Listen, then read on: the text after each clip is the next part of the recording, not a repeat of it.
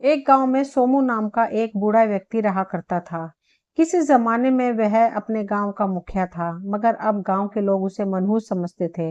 वो अपनी बूढ़ी पत्नी उर्मिला के साथ रहा करता था।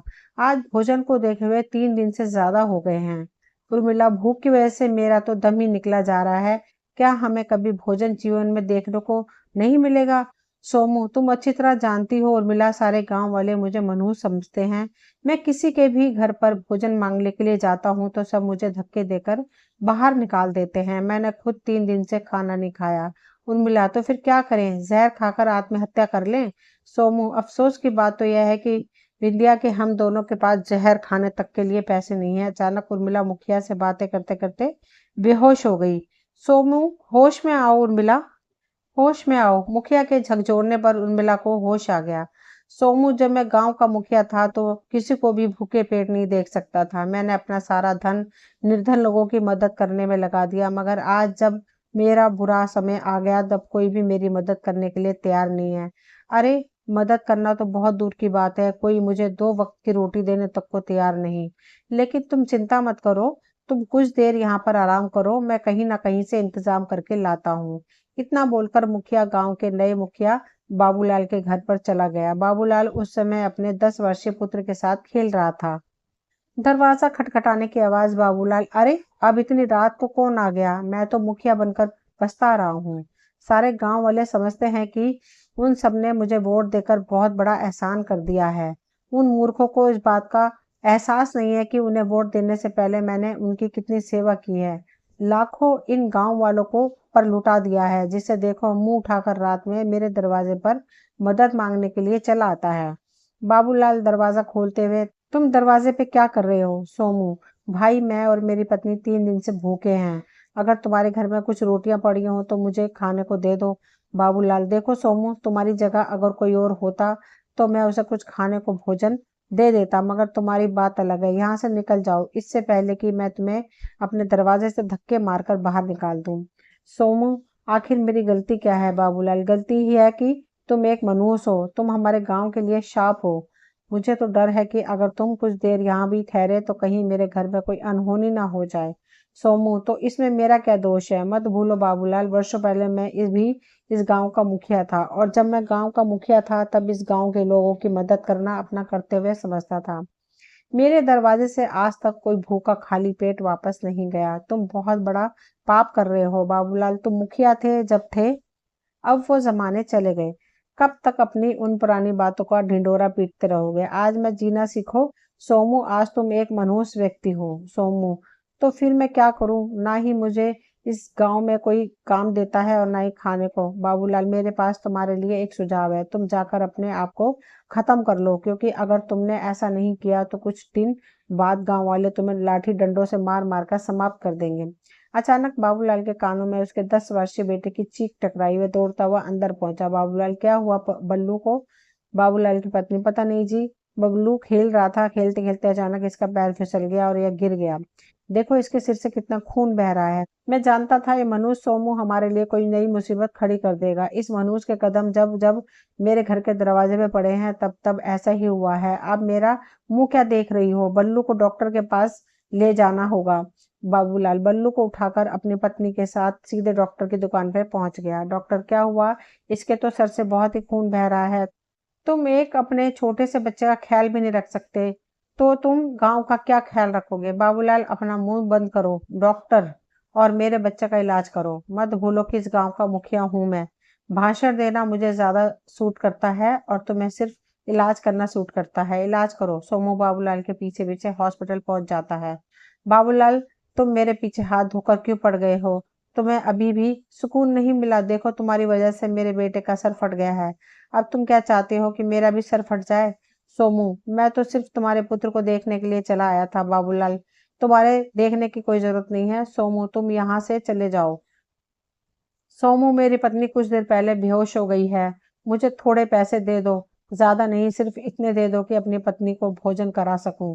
मेरी पत्नी कुछ देर पहले बेहोश हो गई थी। बाबूलाल, तुम और तुम्हारी पत्नी हर बार बेहोशी होते हो। अरे, मर क्यों नहीं जाते? सोमू, यह कैसी बातें कर रहे हो डॉक्टर?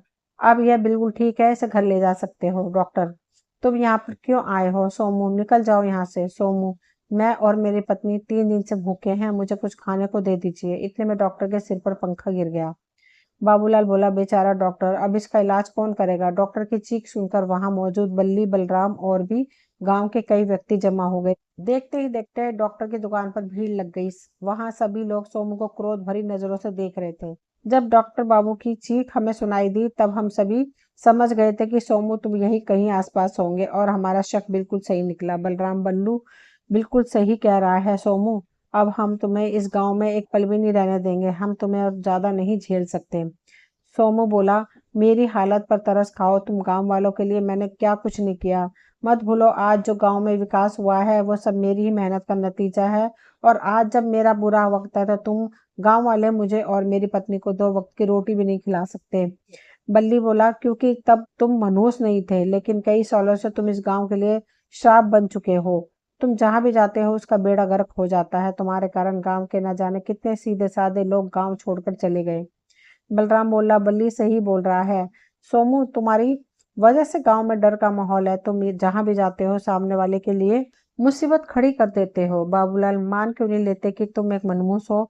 अपनी पत्नी को लेकर इस गांव से निकल जाओ। बलराम, मुखिया जी सही कह रहे हैं सोमू, हम तुम्हें पीटना नहीं चाहते क्योंकि तुम किसी जमाने में हमारे गांव के मुखिया थे, लेकिन अगर तुम इसी वक्त अपनी पत्नी को लेकर इस गांव से नहीं गए तो हम सब गांव वाले तुम्हें धक्का देकर बाहर निकाल देंगे। बलराम की बात सुनकर सौम्य की आंखों में आंसू आ गए। इसके बाद वो अपने घर की ओर चल दिया और अपनी पत्नी को लेकर जंगल में चला गया।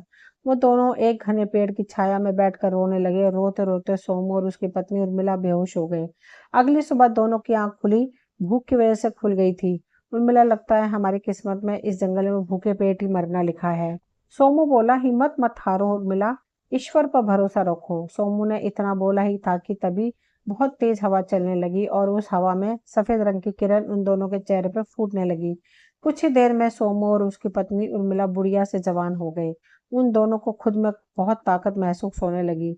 सोमू, ये क्या हो गया? हम दोनों जवान कैसे हो गए? उर्मिला, मेरी तो कुछ समझ में नहीं आ रहा है, आखिर चमत्कार कैसे हो गया? कहीं यह कोई जादू तो नहीं? तभी उन दोनों के कंधों में जोर से दर्द होने लगा और कुछ ही पलों में उनके दोनों कंधों में बड़े बड़े पंख निकल आए। सोमू, ये क्या? उर्मिला, हम दोनों के शरीर में तो पंख निकल आए हैं, आखिर ये क्या हो रहा है? एक तो वैसे भी गांव वाले हम दोनों को मनु समझते थे, अगर वे पंख लेकर वहां पर जाएंगे तो वो हम सबको देखकर बुरी तरह से डर जाएंगे। हो सकता है कि वो हमें कहीं जान से ही न मार दें। तभी उन दोनों के कानों में बाबूलाल और उसकी पत्नी की आवाज टकराई। उर्मिला, मेरे कानों में तो गांव के मुखिया और उसकी पत्नी की चीखें टकरा रही हैं। सोमू, मुझे तो ऐसा लग रहा है कि जैसे बाबूलाल मदद मांग रहा है। उर्मिला, लगता है बाबूलाल मुसीबत में है, हमें उनकी मदद करनी चाहिए। सोमू बोला, मैं उसकी मदद कभी नहीं कर सकता। कल रात मैं उसके दरवाजे पर तुम्हारे लिए भोजन मांगने गया तो उसने मुझे कितनी अपमानित किया, और उसने गांव वालों के साथ मिलकर मुझे और मेरे गांव से धक्का देकर बाहर निकाल दिया। उर्मिला बोली, ऐसा नहीं कहते। मत भूलो कि तुम जब गांव के मुखिया थे तब लोगों की मदद किया करते थे। शायद ये पंख हम लोगों की मदद करने के लिए ही दिए गए हों। सोमू बोला, भला ये क्या बात हुई? एक तो कुछ सालों से वैसे भी हम दोनों गांव वालों से अपमानित हो रहे हैं, धक्के खा रहे हैं, और ये तुम बोल रही हो कि ईश्वर ने हमें ये पंख उन लोगों की मदद के लिए दिए हैं। उर्मिला, जो भी हो एक बार चलकर देखते हैं। सोमू, तुम्हारी बात तो सही है। उर्मिला, हम दोनों अभी भी इसी रहस्य को नहीं समझ पाए हैं कि हम दोनों अचानक जवान कैसे हो गए और ये पंख कैसे निकल आए। हम दोनों कोई चिड़िया या पक्षी तो नहीं है, हमें ये तो नहीं पता कि इन पंखों का इस्तेमाल कैसे किया जाए। सोमू ने इतना ही कहा था तभी उसकी पत्नी के पंख बुरी तरह से फड़फड़ाने लगे और पंख दोनों को उड़ाते हुए गांव की ओर ले गए। कुछ ही देर में सोमू और उर्मिला बाबूलाल की छत पर खड़े हो गए। उन्हें देखते ही बाबूलाल के घर में आग लग गई और उनकी पत्नी कमरे में बंद है और बाबूलाल बाहर से मदद की गुहार लगा रहा था।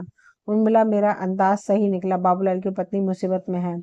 बल्ली, ये चमत्कार कैसे हो गया? सोमू बोला, तुम तो बूढ़े थे, जवान कैसे हो गए? सोमू, ये चमत्कार कैसे हुआ हम दोनों का नहीं पता, लेकिन तुम सब ये क्यों नहीं सोचते कि तुमने हम दोनों की पति पत्नी के साथ जानवर ऐसा बदतर व्यवहार किया है? हम दोनों पति पत्नी 3 दिन तक भूख प्यास से तड़पते रहे, मगर तुम लोग में से किसी ने भी एक रोटी का टुकड़ा हम दोनों को खाने को नहीं दिया। इसके बावजूद भी जब तुम पर मुसीबत पड़ी तो मैंने और मेरी पत्नी ने मदद की। बाबूलाल, मुझे माफ कर दो। सोमू, अब मुझे अपनी गलती का पछतावा हो रहा है। तुम बिल्कुल सही कह रहे हो। मैंने तुम्हें एक बार नहीं बल्कि पता नहीं कितनी बार अपमानित करके अपने गांव के द्वार से धक्के देकर बाहर निकाला है। आज जब मेरी पत्नी आग में जल रही थी तो तुमने ही मेरी मदद की।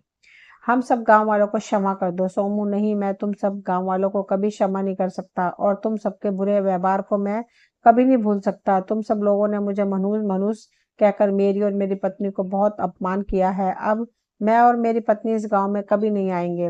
और तभी फिर से तेज हवा चलने लगी और उस तेज हवा में रोशनी फूटने लगी। अचानक उन रोशनी की किरणों से एक साधु प्रकट हो गया जो सोमू और उर्मिला की तरफ देखकर रहस्यमय अंदाज में मुस्कुरा रहा था। साधु, उन गांव वालों की कोई गलती नहीं है सोमू। अगर किसी भी मनुष्य की वजह से किसी के घर पर कोई आपदा आ जाती है और ये हर बार ऐसा हो तो वो मनुष्य उस मनुष्य के साथ दुर्व्यवहार ही करेगा। सोमू बोला, आप कौन हैं? साधु बोला, तुम्हें सब याद आ जाएगा और तुम्हारे सारे सवालों के जवाब भी मिल जाएंगे। मैं जानता हूँ कि तुम दोनों जवान कैसे हो गए और तुम दोनों के शरीर पर ये पंख कैसे निकल आए। सोमू बोला, तो हमें बताइए साधु महाराज, आखिर ये सब कुछ हो क्या रहा है और इस चमत्कार की वजह क्या है। साधु बोला, तो सुनो, तुम दोनों इस गांव में रहने वाले नहीं हो। तुम दोनों इस पृथ्वी के जादुई जंगल के वासी हो जहाँ पर लोग बूढ़े नहीं होते और उन सबके पंख भी होते हैं। एक दिन मैं जादुई जंगल में तपस्या कर रहा था। तपस्या करने के बाद मुझे बहुत जोरों से भूख और प्यास लगी। तभी तुम दोनों उड़ते हुए उस जंगल में आ गए और वहां मौजूद एक जादुई तालाब में पानी पीने लगे और एक वृक्ष से मीठे फल खाने लगे। तुम दोनों उस जंगल के राजा और रानी थे। मैं तुम्हारी आज्ञा के बगैर उस तालाब में पानी भी नहीं पी सकता था और न ही उस वृक्ष के मीठे फल खा सकता था। मैंने जब तुमसे खाने के लिए फल और पीने के लिए पानी मांगा, तुमने मुझे अपमानित करके जंगल से निकाल जाने के लिए कहा और इसलिए मैंने तुम्हें श्राप दे दिया और तुम दोनों साधारण मनुष्य बन गए। मनहूस होने की वजह से सारे गांव वाले तुम्हें अपमानित करने लगे और तुम भूख और प्यास में रहने लगे। मेरे श्राप को तोड़ यही था कि इतना अपमानित होने के बावजूद भी अगर तुम अपनी हालत में बाबूलाल की मदद नहीं करते तो तुम कभी श्राप से मुक्त नहीं हो पाते और दोबारा साधारण मनुष्य बन जाते। इतना कहकर उस साधु ने अपना हाथ सोमू और उर्मिला के आगे कर दिया। साधु के हाथ में सफेद किरणें निकलने लगी तो जो ठीक सोमू और उर्मिला के माथे पर टकराई। किरणें टकराती हुई सोमू और उर्मिला को सब कुछ याद आ गया। सोमू बोला, हमें क्षमा कर दीजिए साधु महाराज, हमें सब याद आ गया है। अब हम अपने जंगल में हर आने वाले साधारण मनुष्य और साधु का ख्याल रखेंगे। हमें आज्ञा दीजिए साधु महाराज, हमारे राज्य परिवार वाले हमारी प्रतीक्षा कर रहे हैं। साधु, ठीक है, अब तुम दोनों अपने घर जा सकते हो। थी मुझे उम्मीद है आप सभी को पसंद आई होगी। अगर पसंद आई हो तो प्लीज़ चैनल को सब्सक्राइब करें, वीडियो को लाइक शेयर करें। कहानी सुनने के लिए आप सभी का तहे दिल से शुक्रिया। मिलती हूँ अगली कहानी लेकर, तब तक के लिए थैंक यू।